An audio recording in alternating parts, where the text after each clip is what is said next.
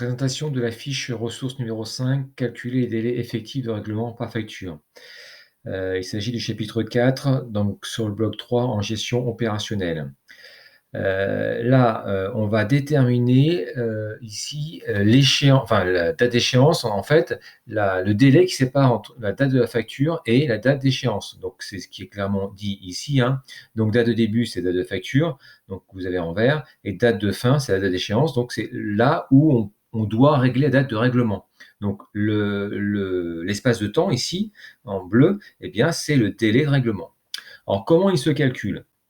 Alors, il y a deux façons principales. Il y a les jours nets ou calendaires.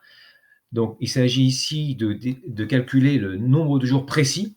Par exemple, si on a une facture émise le 8 avril et on a un délai pour payer de 45 jours, et bien pour savoir quel est le délai effectif, donc la date de règlement, donc date d'échéance, hein, donc ici le 23 mai, comment on fait? Eh bien on compte 8 avril plus 45 jours. Alors 8 avril jusqu'au 30 avril, ça fait du 22 jours, et il reste, alors 22, non, ça fait oui, 22 jours, et il reste 23 jours pour arriver à 45 jours, donc en fait 22 plus 23, donc ici, hein, on arrive à 45 jours, donc ça fait bien le 23 mai. Donc une facture donc émise le 8 avril, qui a 45 jours de délai de paiement, eh bien on doit la payer, donc date d'échéance, et le 23 mai.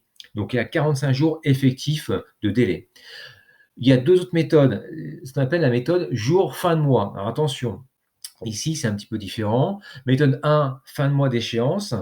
Alors, ça veut dire quoi? Ça veut dire qu'en fait, même exemple, une facture qui est établie le 8 avril.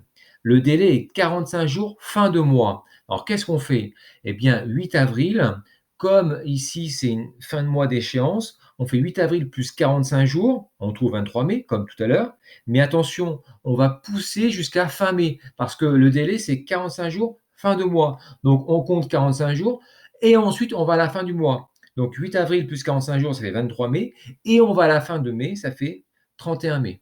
Donc, délai effectif, c'est que 53 jours. Entre le 8 avril et le 31 mai, il y a 53 jours de délai effectif. Autre méthode, toujours fin de mois, mais par contre, c'est de facturation. Donc là, on inverse les choses.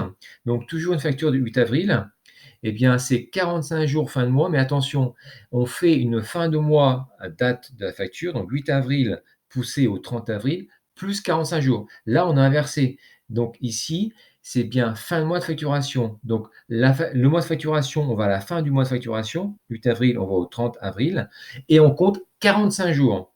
Donc ça nous fait, pour une facture du 8 avril, ça nous fait une échéance au 15 juin.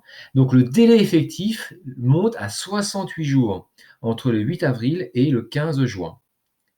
Voilà les trois ici délais différents. Donc là, délai en jour net. Là, c'est en 45 jours fin de mois, mais en mois d'échéance. Et là, 45 jours fin de mois, mais en mois de facturation. Donc tout ça, c'est précisé dans les conditions générales de vente émises par le fournisseur et négociées parfois par le client.